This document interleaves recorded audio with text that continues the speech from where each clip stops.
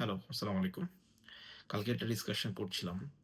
Current মার্কেটে Bashundhara residential এরিয়াতে almost maximum developer company কিন্তু প্রজেক্ট করছে। এবং টপ রেটেড কোম্পানিগুলোকে যদি আমরা ইভালুয়েট করি, টপ ১০ টা কোম্পানিরই প্রোডাক্ট বসুন্ধরাতে আছে। এবং ছোট বড় অসংখ্য কোম্পানি যারা বসুন্ধরা রেসিডেন্সিয়াল এরিয়া নিয়ে কাজ করছে। সো এখানে খুব রিমার্কেবল কিছু প্রাইস নিয়ে খেলে ১টা ২টা কোম্পানি আছে যারা আন্ডার প্রাইস করে। হুম? তাদের সেলসও ভালো। এবং কিছু কোম্পানি আছে যারা এভারেজ আ প্রোডাক্ট করে। তারা এক ধরনের সেলস করছে। আর কিছু কোম্পানি আছে তাদের কোম্পানির রেপুটেশন সবকিছু মিলিয়ে প্রাইসটা ধরে রাখে। সব ধরনের বায়ারই কিন্তু ওই এরিয়াতে পাওয়া যায়। আপনাদের কাছে আমার ছোট্ট একটা জিজ্ঞাসা।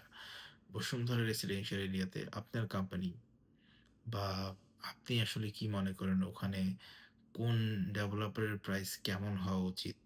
এবং আরেকটা খুব ইন্টারেস্টিং কম্প্যারিজন বসুন্ধরাতে আছে। সেটা হচ্ছে প্রচুর ল্যান্ড শেয়ার কোম্পানি, কিছু এস্টাবলিশ কোম্পানি আছে, কিছু একদমই আনাড়ি কোম্পানি আছে। তারাও কিন্তু প্রায় অর্ধেক দামে আপনাকে ফ্ল্যাট অফার করছে।